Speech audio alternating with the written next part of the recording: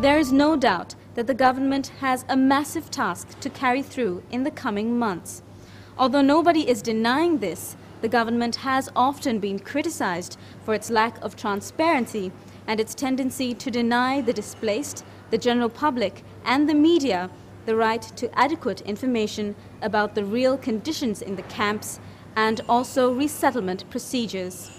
For those still in the camps who have suffered so much already, their ordeal seems far from over. I spoke with Dr. Vinya Ariyaratne, head of Sarvodaya, one of the largest local humanitarian organizations in the country, to find out his views on the ground situation. Your organization, Sarvodaya, has been one that has had access to the camp steadily at a time when access is quite hard to come by. Can you give me an idea of the ground situation as it stands right now? Yes, actually the Sarvodaya activities were quite easy to start at the beginning because we already had a presence in the area, because we have been engaged in various development and relief activities even before the displacement took place in Vaunia. So therefore it was not a matter of we having access after the event, but we just extended our normal services to respond to an emergency situation. At the moment, we are serving about 60,000 people out of these 240,000 odd IDPs who are in the Manik farm. In terms of the conditions, you can't give one straight answer whether the conditions are good or bad. It depends on the zone that you are looking at. There are zones which have been set up from January, which have better facilities and conform to international humanitarian standards. Then there are other zones, because of the sheer numbers, the services are not still up to the standard. For example, the ratio of toilets to number of individuals is still not up to the mark. We need about 15,000 toilets, but we only have about 10,000 at the moment. So there are serious deficiencies.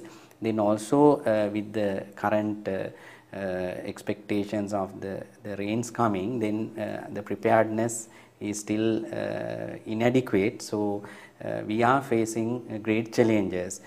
So the facilities and the services range from quite satisfactory to quite unsatisfactory.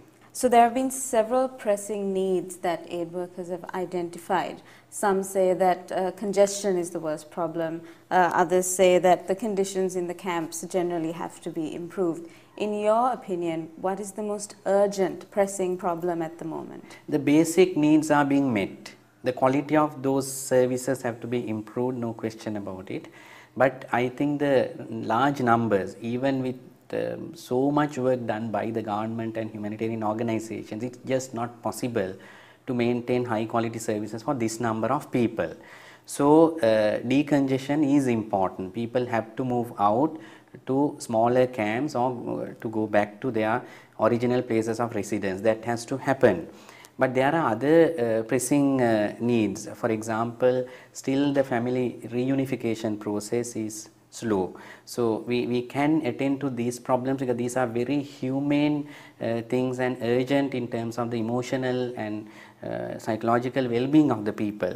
So of course efforts are there by the government and various organizations to reunite families or identify where their other family members are, because they are scattered all over.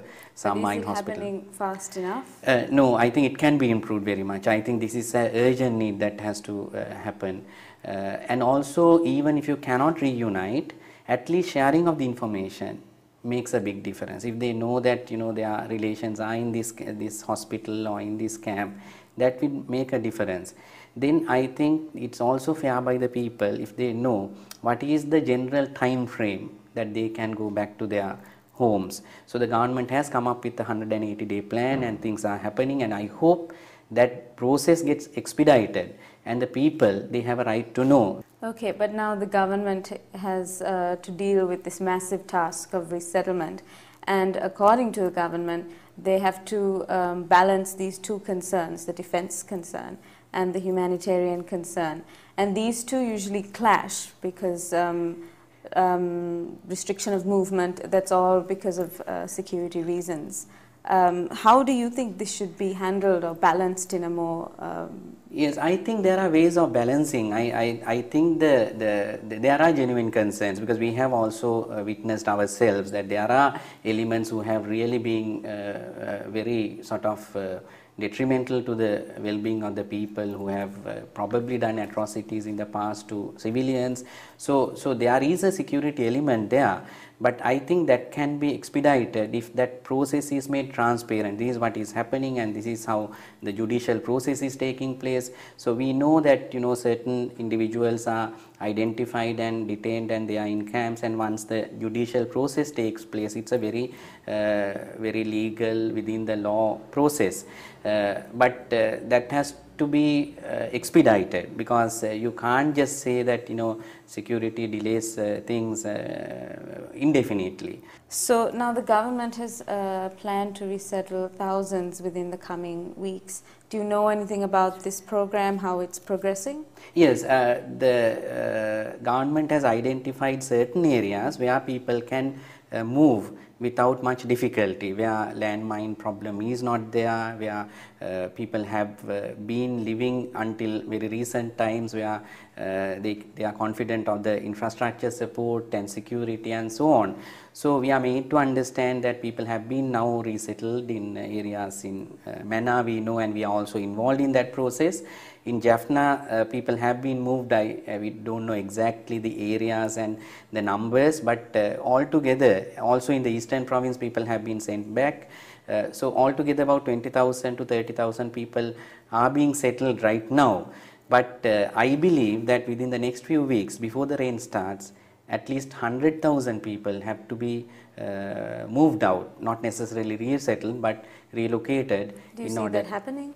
I think there is a commitment, but we have to wait and see how fast it happens, because it will be impossible for us to provide the services to such a large number when the monsoon rains come. Okay, and finally, what do you think people in the south can do? Because it's not only the government's responsibility, it's not only humanitarian workers' responsibility. What do you think people in the south can do to help these people? We are a caring nation, but right now the unfortunate thing is people don't get news about what's really happening. Sometimes for various reasons, news are getting manipulated by various parties for their own vested interests. But I think if the people know what the real situation, then they will find on their own ways to connect with these people. I think the government also has to exploit this goodwill of the people in the south, create opportunities, creates avenues for that concern and compassion for the people in the south to connect with the people in the north, particularly those who are in the IDP camps. And Sarvodhi is doing through its own mechanisms, but it can be scaled up.